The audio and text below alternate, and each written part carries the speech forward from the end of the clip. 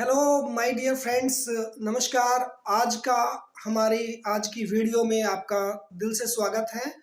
दरअसल में कई सारे हमारे जो सब्सक्राइबर हैं, जैसे मीणा जी हैं, शबनम चौधरी जी, वी किचन रेसिपी और मैनी मोर सब्सक्राइबर्स ने थोड़ी सी रिक्वेस्ट की थी कि सर सेक्शन 11 सीपीसी का लेके आइए।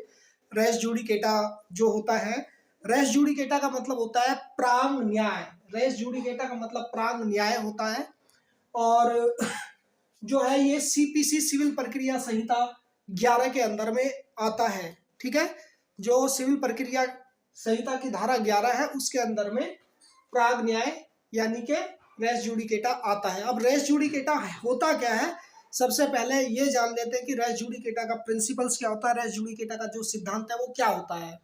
लेकिन इससे पहले थोड़ा सा मैं बता दूं कि एक होता है दोस्तों विचाराधीन वाद का सिद्धांत। क्या होता है? विचाराधीन वाद का सिद्धांत। जो विचाराधीन वाद का सिद्धांत है उसमें क्या होता है, उसमें पहली बात तो वो आता है सीपीसी, मैं यही बता दूं बाद में मिटा देंगे। विचाराधीन वाद का सिद्धांत वो आता है सेक्शन 10 के अंदर में, सीपीसी के सेक्शन 10 के अंदर में विचाराधीन वाद का सिद्धांत। इसमें होता क्या है भाई, विचाराधीन वाद के सिद्धांत में ये होता है कि जब एक ही वाद में दो पार्टियों द्वारा कोई वाद चलाया जाता है और दोनों ही पक्षों का एक वाद ऑलरेडी चल रहा होता है तो दूसरा वाद उसमें चल जाता है अगर वाद की विषय वस्तु भिन्न होती है। ये मैंने इसलिए बताया क्योंकि जो विचाराधीन वाद का सिद्धांत है और प्राग न्याय का जो सिद्धांत है दोनों लगभग सेम है। इनमें थोड़ा सा जो फर्क है उस फर्क को भी और इसको भी क्लियरली मैं लेके चलता हूं। यानी एक वाद में उन्हीं पक्षकारों के बीच कोई नई चीज निकल के आती है तो वो दूसरे केस उसमें चल सकता है। जहां तक सवाल है रेस जुडिकेटा का, तो सबसे पहले इसे समझ लो कि भाई रेस जुडिकेटा होता क्या है। सबसे पहले मैं आपको बताऊंगा जो किताब की परिभाषा है, इसको एक बार पढ़ेंगे, फिर उसके बाद ये हम जो मैं आपको बोर्ड पे बताऊंगा क्लियर हो जाएगी।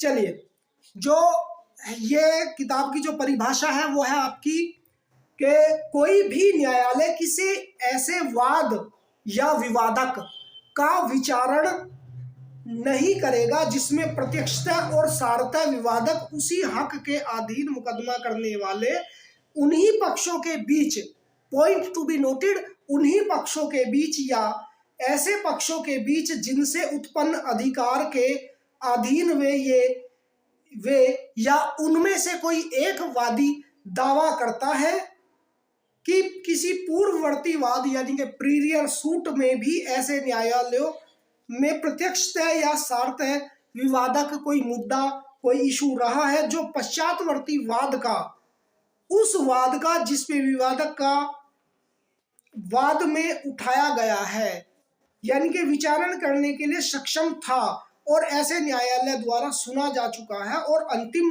रूप से निर्णीत किया जा चुका है, ये प्राग न्याय का सिद्धांत कहा जाता है। ये तो थी आपकी किताबी परिभाषा। अब चलो मेरी परिभाषा के अकॉर्डिंगली। भाई दो व्यक्ति हैं, अब ये परिभाषा में क्लियरली यहीं पे लेके चलूंगा। दो व्यक्ति हैं, एक व्यक्ति का नाम है ए और एक व्यक्ति का नाम है बी। दोनों पक्षों के मध्य कोई विवाद चलता है और विवाद जब चलता है तो किसी एक पक्ष के हक में माननीय न्यायालय जो है डिक्री पारित करेगा। अब फर्ज करो इस वाद में ए के बी के अगेंस्ट ए को डिक्री प्राप्त हो जाती है, इनको हो जाती है प्राप्त डिक्री यानी कि न्यायालय इनके हक में चला जाता है। ठीक है, अब इस डिक्री से बी जो है असंतुष्ट होता है, बी जो है असंतुष्ट होता है तो अब बी जो है आगे चलेगा असंतुष्ट होकर के उसी वाद को लेकर के दूसरे न्यायालय में चलेगा। ठीक है, बी फिर से जाएगा ए के अगेंस्ट, फिर मान ले बी के पक्ष में डिक्री आ गई, फिर ए चलेगा बी के अगेंस्ट, फिर डिक्री पारित होगी, फिर चलेगा। यानी कि इस तरीके से क्या होगा कि जो वाद है, विवादक है, वो कभी समाप्त ही नहीं होगा। जो वाद है या विवादक है वो कभी समाप्त होना ही नहीं है। तो जो रेस जुडिकेटा या प्राग न्याय है वो क्या कहता है कि जो एक ही वाद में दोनों पक्षों के मध्य अगर कोई डिक्री पारित की गई है, यानी केस का जो है समापन होना चाहिए। जो डिक्री पारित की गई है यहां पर, यानी कि बी के अगेंस्ट डी के हक में, यही फाइनल और अंतिम है। यानी कि यही सही है, फेयर एंड फाइनल, यानी कि सही और अंतिम, यही सही और अंतिम होगा। क्योंकि इस तरीके से तो जब दो पक्षों के बीच में कोई वाद चलेगा तो कोई ना कोई तो असंतुष्ट रहेगा और वो वाद उसी न्यायालय में चलेगा। अब एक चीज और समझ लो इसी बात को लेकर के कि कई बार ऐसा हो जाता है, एक न्यायालय में ए और बी के मध्य वाद चला, ए के हक में डिक्री आई और बी असंतुष्ट हुआ। असंतुष्ट होने के बाद में बी ने किसी दूसरे न्यायालय में, किसी दूसरे न्यायालय में वही वाद डाल दिया। तो इस चीज को लेकर के, इन सब चीजों को रोकने के लिए रेस जुडिकेटा के जो प्रिंसिपल्स हैं वो काम करते हैं। तो अब एक बार फिर से हम इस परिभाषा को पढ़ेंगे। इस परिभाषा में बताया कि कोई न्यायालय किसी ऐसे वाद या विवादक यानी कि इशू का विचारण नहीं करेगा जिसमें प्रत्यक्षता या सारता विवादक विषय उसी हक के अधीन मुकदमा करने वाले उन्हीं पक्षों के बीच या ऐसे पक्षों के बीच जिनसे उत्पन्न अधिकार के अधीन वो ऑलरेडी हो चुका है। तो कहने का मतलब वही है जो परिभाषा आपकी बता रही है कि किन्हीं दो पक्षों के बीच ऐसे किसी वाद का विचारण कोई न्यायालय नहीं करेगा जो न्यायालय द्वारा जिसके फेवर में डिक्री प्रदान कर दी गई हो। यही इस परिभाषा का जो है सार है। तो ये समझ में आया रेस जुडिकेटा होता क्या है। रेस जुडिकेटा का मतलब है न्यायालयों को अंत करना, न्यायालय का अंत कर देना। अब इसे समझते हैं, इसके जो है 8 उदाहरण हैं, मतलब इसके स्पष्टीकरण है 8। अब उनकी तरफ मैं आपको लेके चलता हूं। यहां समझ में आया जी, क्लियर? अब चलो देखो, सबसे पहली बात है जो स्पष्टीकरण 1 है, स्पष्टीकरण करने की तरफ चलता हूं। क्या समझने के लिए? जो प्राग न्याय का सिद्धांत है उसको समझने के लिए स्पष्टीकरण नंबर 1 जो किताब में दिया गया, पहले मैं ये पढ़ता हूं फिर मैं अपना बताऊंगा। देखो, इसमें कहा गया है पहला वाद यानी कि फॉर्मर सूट नामक पदावली किसी ऐसे मुकदमे को सूचित करेगी जिसका निर्णय प्रश्नगत मुकदमे के पहले ही हो गया हो, भले ही वह उसके पहले दायर किया गया हो अथवा नहीं। कहने का मतलब क्या है? दो लोगों के मध्य, ए और बी के मध्य कोई वाद चलता है। वाद चलने के बाद में डिक्री पारित हो जाती है इनमें से किसी भी एक के पक्ष में। अब उसमें जो असंतुष्ट पार्टी है वो पार्टी ये कहती है कि भैया देखो, ये जो फैक्ट है ये अब नया निकल के आया है और ये चीज मैं भूल गया था, तो ये सारी चीजें जो है एक्सेप्ट नहीं होगी। यानी कि जो फॉर्मर सूट है वो ही एलिजिबल होगा, वही एक्सेप्टेड होगा। तो अब ये जो अभी बात बताई है कि जो पहला वाद नामक पदावली, जो पहला वाद डल गया है, एक बार जो पहला वाद डल गया है ये वाला, तो इसको समझते हैं नामक पदावली किसी ऐसे मुकदमे को सूचित करेगी जिसका निर्णय प्रश्नगत मुकदमे के पहले ही हो गया हो। अगर कोई डिसीजन कोई फाइनल मुकदमा हो गया हो, अगर कोई मुकदमा पहले ही फाइनल हो गया हो किसी एक के हक में, जैसे यहाँ पे ए के पक्ष में डिक्री आ गई हो, न्यायालय का आदेश आ चुका हो, तो जो प्रश्नगत मुकदमा है पहले ही हो गया हो, भले ही वह उसके पहले दायर किया गया हो या नहीं, या जो वो बात है वो पहले ही मुकदमा दायर किया गया हो या दायर नहीं किया गया हो। ये समझ में आया? अब चलते हैं हमारे स्पष्टीकरण नंबर 2 की ओर। स्पष्टीकरण नंबर 2 क्या क्या कहता है कि इस धारा के प्रयोजन के लिए एक न्यायालय की सक्षमता ऐसे न्यायालय के निर्णय से अपील के अधिकार से संबंधित उपबंध पर विचार किए बिना निश्चित की जाएगी। यानी कि इसमें क्या देखा जाएगा, इसमें देखा जाएगा कॉम्पिटेंट कोर्ट, कि अगर कोई न्यायालय ए और बी के बीच में न्यायालय द्वारा किसी कॉम्पिटेंट कोर्ट ने, किसी सक्षम न्यायालय ने कोई मामला में डिक्री जो है निष्पादित कर दी है, डिक्री इशू कर दी है, उस डिक्री के अगेंस्ट कोई सी भी पार्टी नहीं जा सकती। ठीक है, यानी कि ये जो बात करेगा न्यायालय की कॉम्पिटेंसी के बारे में बात करेगा, कॉम्पिटेंट कोर्ट के बारे में बात करेगा। स्पष्टीकरण नंबर 2, यानी कि अगर कॉम्पिटेंट कोर्ट के द्वारा डिक्री निष्पादित कर दी गई है तो उसका जो अपील का जो अधिकार है उस पर विचार, यानी जो अपील का अधिकार है वो उसका समाप्त हो जाता है कि अगर कॉम्पिटेंट कोर्ट द्वारा डिक्री इशू की गई है। स्पष्टीकरण नंबर 2 क्लियर हुआ? यहां आएगी कॉम्पिटेंसी ऑफ कोर्ट। बात नंबर 3 में स्पष्टीकरण क्या है कि उक्त निर्दिष्ट विषयों का पूर्ववर्ती वाद में एक पक्षकार की ओर अभिकथन और दूसरे पक्षकार की ओर से या तो इनकार किया जाना चाहिए या वो स्पष्ट रूप से मना कर दिया जाना चाहिए। यानी कि अगर दो पक्ष हैं ए और बी, ठीक है, अगर ए की तरफ से कोई अभिकथन प्रस्तुत किया जाता है कि बी के द्वारा, वो या तो एक्सेप्ट किया जाना चाहिए या रिजेक्ट किया जाना चाहिए।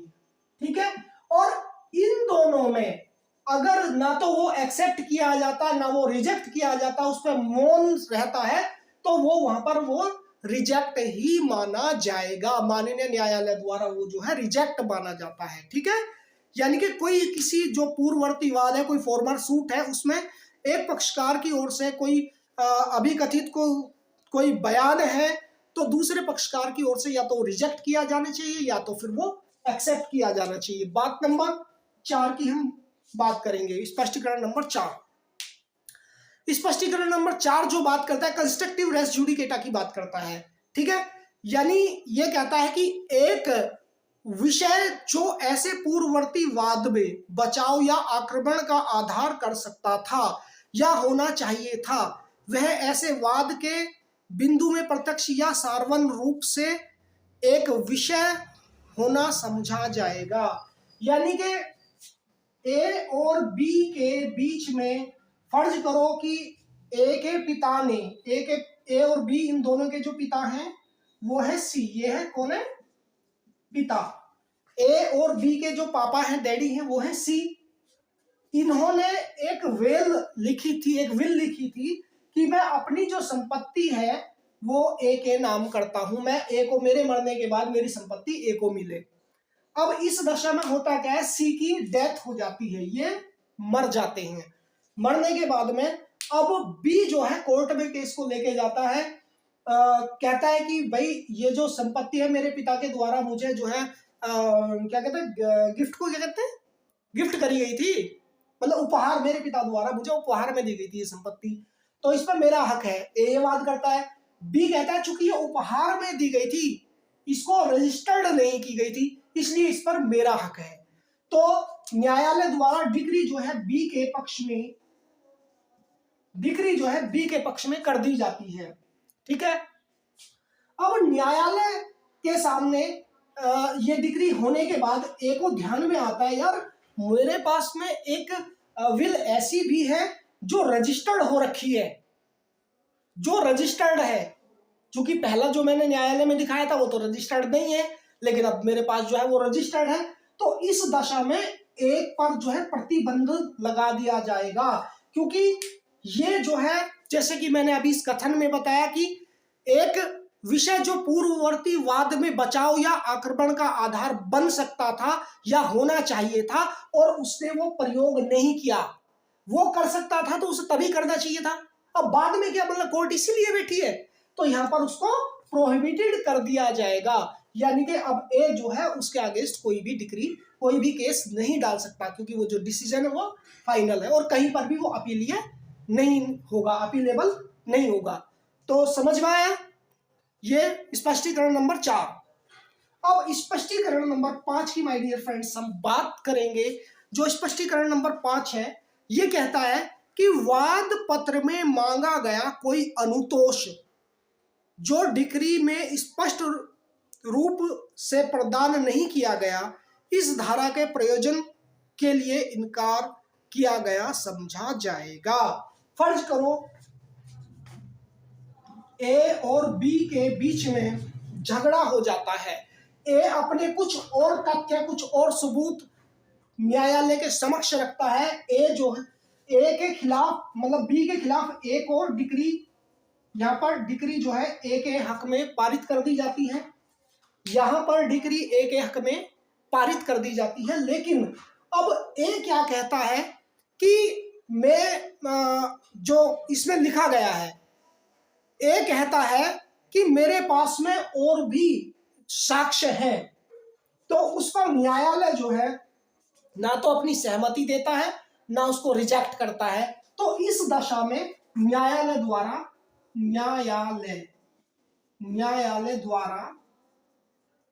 वह अस्वीकार माना जाएगा, न्यायालय द्वारा वह अस्वीकार माना जाएगा। ठीक है, क्योंकि वाद पत्र में मांगा गया कोई अनुतोष, कोई मांगा हुआ है जो डिक्री में स्पष्ट रूप से प्रदान नहीं किया गया, ठीक है, जो इस धारा के प्रयोजनों के लिए इनकार किया जाएगा। यानी कि डिक्री में उस चीज का स्पष्ट रूप से जिक्र नहीं किया गया, जो ए के द्वारा चीजें दर्शित की गई थी उनका जिक्र नहीं किया गया, स्पष्ट रूप से बयान नहीं किया गया, तो वो जो है मना कर दी जाएंगी, अस्वीकार कर दी जाएंगी। तो 5 स्पष्टीकरण हम बता चुके हैं। अब जो छठा हमारा स्पष्टीकरण आएगा मित्रों, स्पष्टीकरण नंबर 6। स्पष्टीकरण नंबर 6 जो लेकर चलता है वो लेकर चलता है रिप्रेजेंटेटिव सूट को। यानी कि ये कहता है कि जहां पर लोग एक लोक अधिकार या अपने लिए सम्मिलित रूप से एक व्यक्तिगत अधिकार के लिए सद्भावना पूर्वक वाद करते हैं, तो वहां अधिकारों में हक रखने वाले सभी लोग इस धारा के प्रयोजनों के लिए इस प्रकार दावा करने वाले के अधीन दावा करते समझे जाएंगे। कहने का मतलब क्या है, चलिए मैं बता देता हूं।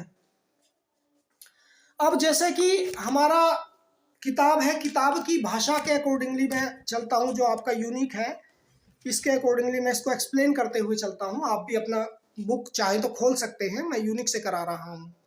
तो ये कह रहा है कि जहां पर लोग एक लोक अधिकार के रूप में सम्मिलित होकर एक व्यक्तिगत अधिकार को सद्भावना पूर्वक वाद करते हैं। फर्ज करो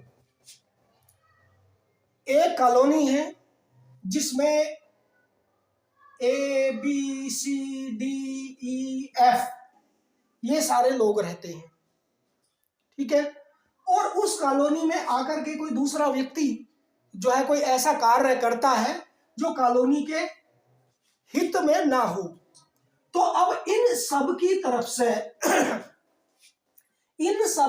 से एक आदमी, मान लिया वो आदमी है ए जो है इन सब की तरफ से वाद दायर करेगा लोक कल्याण के लिए, लोक अधिकार के लिए।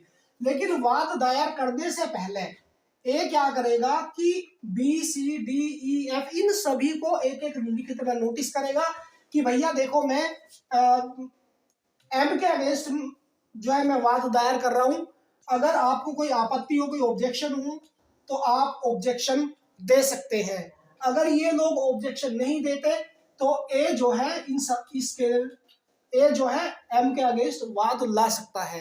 ठीक है। तो अगर ये जो है स्पष्टीकरण नहीं देते, यानी कि ये ऑब्जेक्शन नहीं देते, तो ये समझा जाएगा कि वो जो है उनकी वहां पर सहमति है, बशर्ते इसके द्वारा इन सबको सूचित कर दिया गया हो। ठीक है।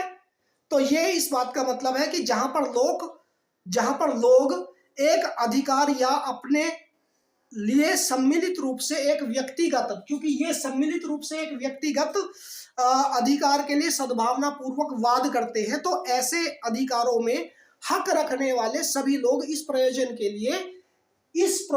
लिए जो ये हुआ है के लिए इस प्रकार का दावा करने वाले लोगों के अधीन दावा करते समझे जाएंगे। ठीक है। अब स्पष्टीकरण नंबर 7, ये समझ में जब भी आएगा जब आप अपना जो है किताब खोल के सामने रख लेंगे, या प्राग न्याय जो है इससे रिलेटेड जो टॉपिक आपकी किसी भी बुक में है उसको सामने खोलोगे, बाकी एग्जाम्पल के द्वारा मैं बता ही रहा हूं। और जो है जी पॉइंट नंबर 7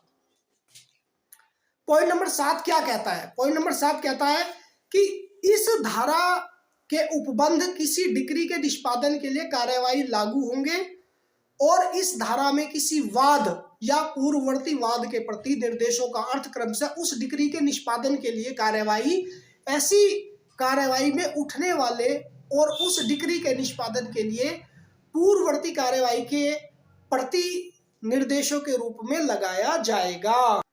यानी इससे मतलब क्या है? इससे मतलब है एग्जीक्यूशन प्रोसीडिंग्स। कहने का मतलब, अगर चलो उदाहरण ले लेते हैं एक, इसमें एक आदमी ए और बी के मध्य कोई विवाद उत्पन्न हो जाता है, और विवाद में यहां पर क्या आएगा कि ए के फेवर में डिक्री आ जाती है। मान लो ए ने बी को 50 लाख रुपए दे दिए। ठीक है, 50 लाख रुपए दे दिए। अब ए जो है केस को जीत जाता है, 50 लाख की डिग्री ए के फेवर में आ जाती है। अब डिग्री तो इसके फेवर में आ गई, क्योंकि डिग्री को हासिल करने के लिए एक टाइम लिमिट होता है, टाइम पीरियड होता है। मान लो वो 12 साल का टाइम पीरियड है, 12 साल का ही होता है। ठीक है, 12 वर्ष का टाइम पीरियड होता है। अब इसमें क्या है कि ए ने 2 साल बाद में न्यायालय में अप्रोच लगाई कि भैया इन्होंने तो मुझे पैसे दिए नहीं, इसलिए जो मेरी डिक्री है वो एग्जीक्यूट की जाए, है ना, जो प्रोसीडिंग्स है उसको किया जाए पूरा। तो अब न्यायालय में जो है वो उस व्यक्ति को पैसे दे देता है। जो बी जो है न्यायालय में जब वो एप्लीकेशन लगाता है 2 वर्ष बाद, तो बी जो है 50 लाख रुपए इसके रिटर्न कर देता है, RETURN रिटर्न कर देता है, वापस कर देता है 50 लाख रुपए ए को। अब ए ने सोची यार 12 वर्ष का टाइम है डिग्री को हासिल करने का, प्रोसीड करने का। अब इसने 4 साल बाद में फिर से एक एप्लीकेशन लगा दी। अब भैया ऐसा कैसे संभव है भाई? क्योंकि बी तो ऑलरेडी ए को पैसे दे चुका है, अब वो दोबारा क्यों दे? तो इन्हीं सारी चीजों को रोकने के लिए इसका मतलब क्या होगा, ये जो है रेस जुडिकेटा माना जाएगा, यानी कि प्राग न्याय माना जाएगा। ठीक है, ये 7वां नंबर था। अब मैंने उदाहरण बताया, इसका स्पष्टीकरण भी बताया, यानी कि ये है कि डिक्री का जो निष्पादन है, जो किताब की भाषा है, जैसे यहाँ पे डिक्री का निष्पादन किया गया, बी के अगेंस्ट जो है ए के फेवर में डिक्री का निष्पादन किया गया, उस कार्यवाही के लिए कोई विवाद या कोई इशू है, पूर्ववर्ती वाद के प्रति निर्देशों के क्रमशः डिक्री जो क्रम है वो डिक्री के निष्पादन के लिए कार्यवाही की जाएगी। कार्यवाही केवल एक बार ही की जाएगी, डिक्री निष्पादित होगी, डिक्री निष्पादित के लिए कार्यवाही हो गई, कार्यवाही के बाद में जो पूर्ववर्ती कार्यवाही के प्रति निर्देशों के रूप में लगाए गए चीजें हैं वो सारी चीजें एक्सेप्टेबल होंगी, बशर्ते अगर डिक्री जो है एग्जीक्यूट हो गई है उसके बाद वहां पर प्रतिबंधित कर दी जाएगी। यही इसका स्पष्टीकरण होता है। ठीक है, अब बात करते हैं दोस्तों पॉइंट नंबर 8 के बारे में। स्पष्टीकरण नंबर 8। स्पष्टीकरण नंबर 8 क्या कहता है? कोई विवादक जो सीमित क्षेत्राधिकार वाले किसी न्यायालय द्वारा ऐसे विवादक निर्णीत करने के लिए सक्षम है जो सुना गया और अंतिम रूप में निर्णीत किया जा चुका है, किसी पश्चातवर्ती वाद में प्राग न्याय के रूप में इस बात के होते हुए भी लागू होगा कि सीमित क्षेत्राधिकार वाला न्यायालय ऐसे पश्चातवर्ती वाद का या उस वाद का जिसमें ऐसा विवादक पीछे उठाया गया है विचारण करने के लिए सक्षम नहीं था। यहाँ पर एक लाइन मैंने बोली है कि कोई विवादक जो सीमित क्षेत्राधिकार वाले किसी न्यायालय द्वारा, क्या बोला मैंने, सीमित क्षेत्राधिकार, सीमित क्षेत्राधिकार यानी कि जो न्यायालय का, जो कोर्ट का जुरिस्डिक्शन है, मान लो अगर कोई कोर्ट है उसका जो लिमिट है वो 30 लाख रुपए,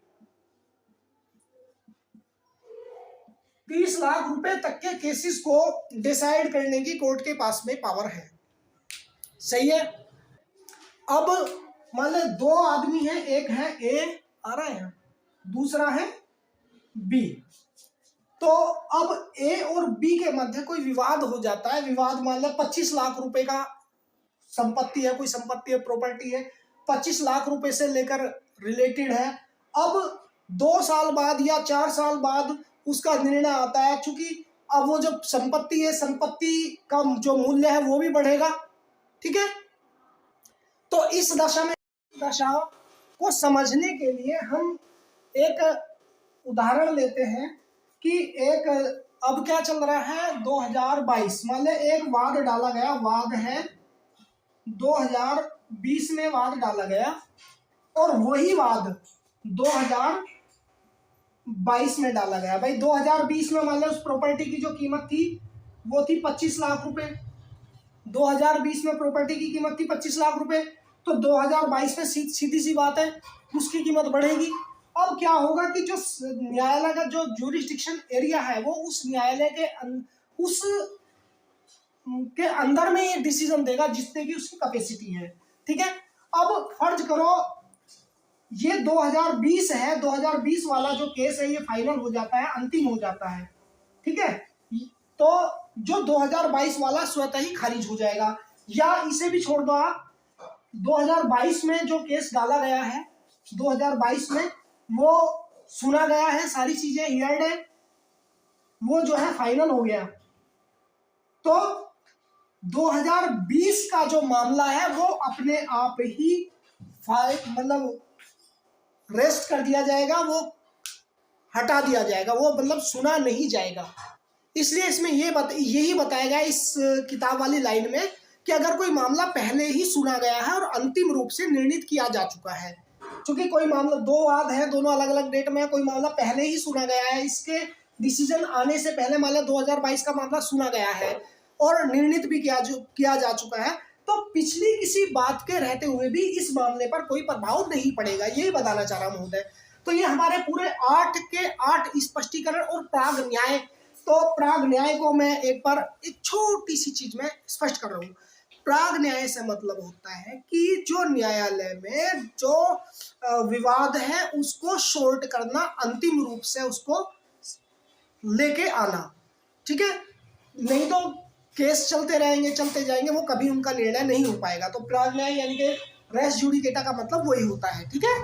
तो दोस्तों इतनी सारी बात हमने बताई है, उसको समझ करके एक चीज तो आपको समझ में आया होगा कि जो प्राग न्याय है उसका क्या उद्देश्य है।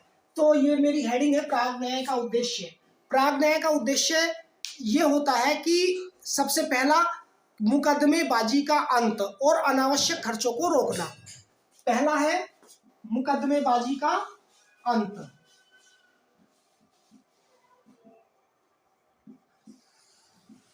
ठीक है।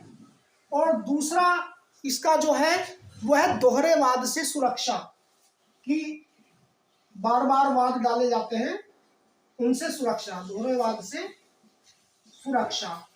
और तीसरी बात अगर मैं करूं तो वो है न्यायालय के निर्णय को सही और अंतिम बनाना, यानी कि निर्णय किसका, न्यायालय का निर्णय हम सही और अंतिम बनाना। तो ये इसका उद्देश्य है। अब मैं बात करूंगा जो प्राग न्याय की जो शर्तें हैं वो शर्तें क्या हैं, ठीक है। तो फ्रेंड्स, जो हमारी प्राग न्याय की जो शर्तें हैं उसको हम कुछ फ्रेंच मैगजीम्स की मदद से समझते हैं। जैसे ये है एक्सेप्शो रेस जुडिकेटा। जो एक्सेप्शो रेस जुडिकेटा है, इसका मतलब होता है कि एक सिंगल वाद के लिए सिंगल सूट और सिंगल डिसीजन ही काफी होता है। अगर एक वाद है, कोई सिंगल वाद है, उसके लिए जो जुडिकेटा का मतलब होता है मतलब जजमेंट या डिसीजन, ठीक है। और एक्सेप्शो यानी कि एक सिंगल वाद के लिए सिंगल सूट और सिंगल जो है डिसीजन होता है वो ही काफी होता है। यानी कि एक वाद के लिए एक ही वाद और एक ही निर्णय। दूसरा होता है नेमो डेबट विस विक्सारी प्रो उना एडम कोसा। नेमो डेबट विस विक्सारी प्रो उना एडम कोसा, ये फ्रेंच मैगजीन इसलिए बता रहा हूं क्योंकि एलएलबी 6 सेमेस्टर में आपने जो एक पेपर होता है, जो लास्ट का पेपर होता है हमारा लीगल लैंग्वेज का, उसमें ये आती है, इसलिए थोड़ा सा इनको पढ़ भी लेना, नहीं तो फिर दिक्कत आएगी। तो नेमो डेबट विस विक्सारी प्रो उना एडम कोसा का मतलब होता है कि किसी भी व्यक्ति को एक ही वाद में 2 बार सजा नहीं दी जा सकती। किसी भी व्यक्ति को एक ही वाद में 2 बार सजा नहीं दी जा सकती। अगला बात है हमारी इंटरेस्ट रिपब्लिका इट्सिट लीटस। इंटरेस्ट रिपब्लिका इट्सिट लीटस। इंटरेस्ट रिपब्लिका इट्सिट लीटस का मतलब जो होता है वो है कि विवाद का अंत होना चाहिए, जो विवाद है वो समाप्त हो जाना चाहिए। और चौथी बात है रेस जुडिकेटा प्रो वेरिटेट ओक्यूपिटर। प्रो वेरिटेट ओक्यूपिटर, इसका मतलब है कि न्यायिक निर्णय को ऐसे स्वीकार करना चाहिए जैसे कि वो सही हो और अंतिम हो। तो दोस्तों, ये था हमारा सिविल प्रोसीजर कोड 1908 के अंदर में रेस जुडिकेटा से रिलेटेड जो टॉपिक है वो पूरा अब संपूर्ण समाप्त हो चुका है। वीडियो थोड़ी सी बड़ी हो गई है, इसमें क्या करें, ये जो टॉपिक है समझना अपने आप में बहुत बड़ी बात की तोप है, तो इसलिए ऐसे समझाना पड़ा आप लोगों को, नहीं तो शॉर्ट में समझ में नहीं आता जो चीजें हैं, ठीक है। और कमेंट करके बताते रहा करो। ओके, बाय बाय, नमस्कार।